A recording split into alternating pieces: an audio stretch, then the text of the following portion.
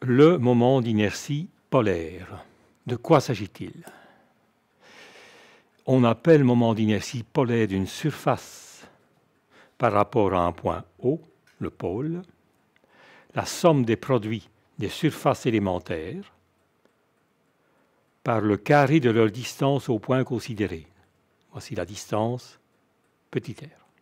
Donc I indice 0, c'est de cette façon que l'on représente le moment d'inertie polaire, est égal à la somme des surfaces élémentaires par le carré de la distance qui sépare le point O du point A.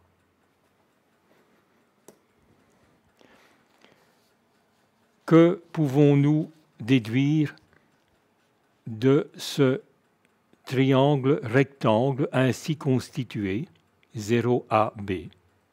Nous pouvons écrire que R carré, l'hypoténuse, le carré d'hypoténuse, est égal à la somme des carrés des côtés. C'est-à-dire que R carré est égal à X carré plus Y carré. De cette façon, si nous reprenons la définition du moment d'inertie polaire, I indice 0 est égal à la somme des SR carré, nous pouvons aussi écrire c'est égal à la somme des surfaces multipliées par X carré plus Y carré.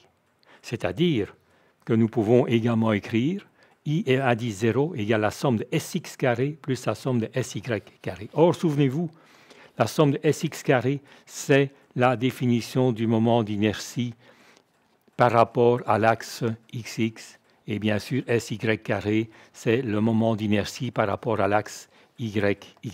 Donc, I par rapport à l'indice 0, le moment d'inertie polaire, est égal à la somme des moments d'inertie par rapport aux deux axes XX et YY se coupant au pôle 0.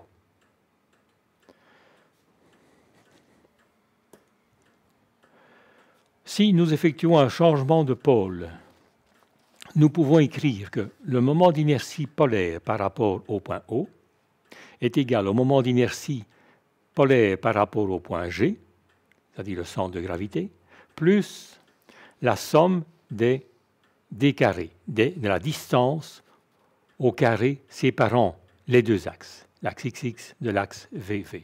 Le moment d'inertie d'une surface par rapport à un point quelconque, 0 par exemple, est égal au moment d'inertie par rapport au centre de gravité, G, augmenté du produit de la surface S par le carré de la distance qui sépare ces deux axes.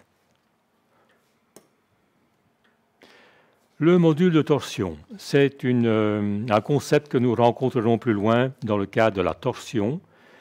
Qu'est-ce que le module de torsion? C'est le quotient du moment d'inertie polaire par la distance séparant le point G du point le plus éloigné de la surface, de la section, petit v. I indice G divisé par V est donc la définition du module de torsion. Rappelez-vous, ici nous parlons du point le plus éloigné. Dans le cadre du module de flexion que nous avons vu précédemment dans le cours concernant la flexion, il s'agissait de la fibre la plus éloignée et non pas du point le plus éloigné. Cela représente une différence dans le cas de section carrée ou rectangulaire, mais il n'y a pas de différence dans le cas d'une section circulaire, puisque le point le plus éloigné ou la fibre la plus éloignée sont identiques. Le moment d'inertie polaire du cercle, voilà par exemple une définition que nous utiliserons fréquemment par la suite et notamment dans le cadre du module consacré à la torsion. Reprenons la définition du moment d'inertie polaire. I indice 0 est égal à I indice XX plus I indice YY.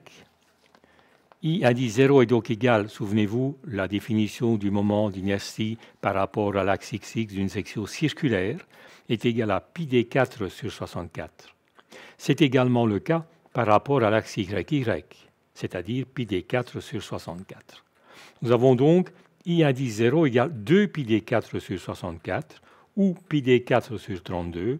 On le voit souvent dans la littérature sous la forme de 1 dixième de d4. Pourquoi? Parce que pi étant égal à 3,14, c'est effectivement le dixième de 32.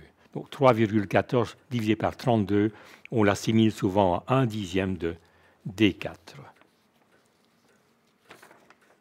Voilà, nous avons terminé ce petit module consacré au moment d'inertie polaire.